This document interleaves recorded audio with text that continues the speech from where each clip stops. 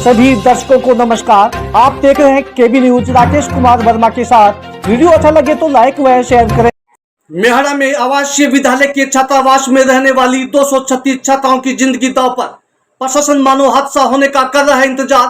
कब जागेगा प्रशासन? कुंभकर्णी नींद से मेहरा का राजकीय देवनारायण बालिका आवासीय विद्यालय का छात्रावास भवन हुआ जर्जर।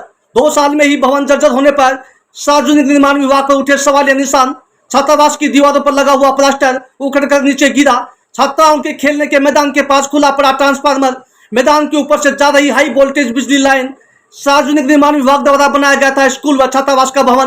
प्रिंसिपल विद्या रोहतास की बार-बार शिकायत के बावजूद विभाग नहीं दे रहा ध्यान। खेतड़ी क्षेत्र के मेहरा की राजकीय देवनारायण बालिका आवासीय विद्यालय में पढ़ने वाली 236 छात्राओं की जिंदगी दांव पर। छात्राएं जर्जर भवन में पढ़ने को मजबूर। विद्यालय व छात्रावास का भवन महज 2 साल में ही हुआ जर्जर। छात्रावास की दीवारों में पूरा प्लास्टर उखड़कर गिर रहा है तो वहीं दीवारों में भी सिलन आई हुई है जो कभी भी हादसे का कारण बन सकती है। सार्वजनिक निर्माण विभाग द्वारा 2021-22 में यह विद्यालय भवन का निर्माण शुरू किया था जो 2023 में बनकर तैयार हुआ, जिसका पहला सत्र 2023 में शुरू किया गया। लेकिन पहले सत्र के चले 2 महीने भी नहीं हुए कि विद्यालय की दीवारों पर किया गया प्लास्टर नीचे गिरने लगा। अक्टूबर 2023 में विधानसभा चुनाव के पहले आनंद फानंद में विद्यालय का उद्घाटन तो कर दिया गया, लेकिन किसी भी प्रशासनिक अधिकारी ने भवन की इमारत की तरफ ध्यान नहीं दिया। विद्यालय में पढ़ने वाली छात्रा के अभिभावक प्रभु ने बताया कि बेटी को विद्यालय व छात्रावास में प्रवेश दिलवाया हुआ है, लेकिन छात्रावास की दीवारों व भवन जर्जर हालत में है। स्कूल व छात्रावास भवन के निर्माण में घटिया सामग्री लगाई गई है। बालिकाओं के रहने के लिए जो छात्रावास बनाया गया है इसका प्लास्टर उनके ऊपर गिरता रहता है जो कभी भी बड़ा हादसा होने का कारण बन सकता है।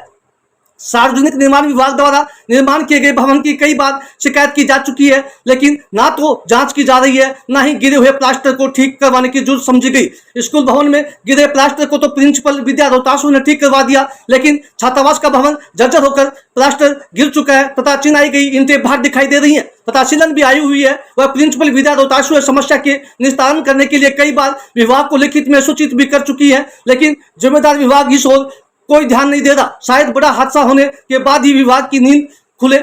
छात्रों के खेल मैदान के पास खुला ट्रांसफार्मर हुआ है। मैदान के ऊपर से गुजर रही हाई वोल्टेज लाइन। मेहरा की राजकीय बालिका आवासीय विद्यालय का भवन जर्जर है तो वहीं खेल मैदान के पास खुला ट्रांसफार्मर लगा हुआ है जो बरसात के मौसम में कभी भी हादसा होने का कारण बन सकता है। छात्राओं के खेलते समय करंट का खतरा बना रहता है। दूसरी तरफ छात्रावास के पास से खेल के मैदान के ऊपर से हाई वोल्टेज की लाइन गुजर रही है। खेलते समय अगर बिजली की लाइन टूट कर गिर गई तो कोई बड़ा हादसा हो सकता है। विद्यालय के प्रिंसिपल विद्या रोहतास ने बताया कि बिजली लाइन हटाने के लिए प्रशासन व बिजली विभाग को कई बार शिकायतें की जा चुकी है, उसकी तरफ भी बिजली विभाग ध्यान नहीं दे रहा। छात्रों के खेलते समय एक कर्मचारी को तो वहां पर ट्रांसफार्मर के पास करंट से बचाव के लिए रहना पड़ता है। दोनों साइड से बिजली की लाइनें हैं वो गुजर रही हैं। मैंने डिपार्टमेंट को भी ये लिखा है। मेरे विभाग ने भी डिपार्टमेंट को सूचित किया है कि भी इन लाइनों को तत्काल हटाया जाए, लेकिन डिपार्टमेंट ने अभी तक इस बारे में कुछ भी संज्ञान नहीं लिया। कई जगह प्लास्टर भी जर्जर के नीचे गिर रहे हैं। ये भी पीडब्ल्यूडी के द्वारा बनाई गई बिल्डिंग थी। हर महीने पीडब्ल्यूडी को इसके बारे में सूचित किया गया है और उनके सारे जो पत्र हैं वो मेरे पास सुरक्षित हैं। पीडब्ल्यूडी के अधिकारी 1-2 बार आए भी हैं, उन्हें जांच भी की है और आश्वासन भी दिया है, लेकिन अभी तक कुछ नहीं हुआ। स्कूल कैंपस का तो आपने स्कूल मदद से करवा दिया, लेकिन बाहर अभी जो हॉस्टल है उनके दीवारें अभी भी वैसी ये थोड़ा सा संकट भरा कार्य है, उसमें मैं रिस्क नहीं लेना चाहती क्योंकि 3 मंजिला मकान है। 3 मंजिले मकान में जब वर्कर कार्य करते हैं तो इतनी बड़ी रिस्क तो मैं कैसे ले सकती। देखिए, बिल्कुल बहुत बड़ा चिंता का विषय है। राजकीय बालिका आवासीय विद्यालय जो मेहरा गुजरवास में संचालित है, सरकार ने इसको करोड़ों रुपए में इस शानदार भवन को बनवाया था, लेकिन कहीं ना कहीं बड़ी चूक हुई है और इसमें जो भी अधिकारी कर्मचारी और जो ठेकेदार लिप्त है, जो विद्यालय 2021 और 22 में बन के तैयार हुआ था और 23 में जब पहला सत्र चला उससे पहले ही विद्यालय का पूरा भवन है वो जर्जर हालत में है। ऐसा भी लग रहा है कि कई बार तो जो प्लास्टर है, जो लिपाई जो करवा रखी है, बच्चियां जो रात को सोती हैं तो उनके बिस्तर पे ऊपर से गिरती हैं। कई बार हादसा भी हो सकते थे, कई बार अवगत भी करवाया है।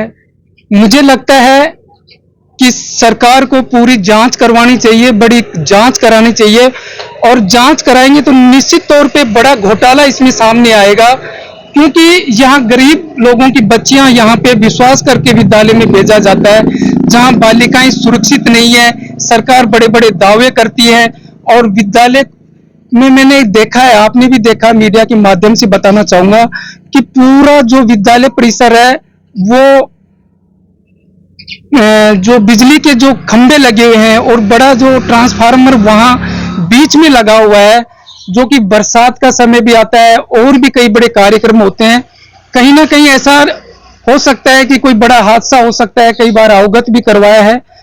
इसलिए मेरा तो ये कहना है कि बहुत जल्दी हम इसकी बड़ी जांच करवाएंगे और बड़ा आंदोलन करेंगे अगर इसका 10 दिन के अंदर इसकी जांच नहीं हुई, क्योंकि बहुत बड़ा भ्रष्टाचार इसमें फैला हुआ है। कई अधिकारी इसमें, पीडब्ल्यूडी इसमें एजेंसी थी 2021-22 में, क्योंकि उस समय किस परिस्थितियों में इसका उद्घाटन किया गया है ये तो जांच का विषय आएगा, उसमें पता चलेगा, लेकिन बड़ी कार्रवाई होनी चाहिए।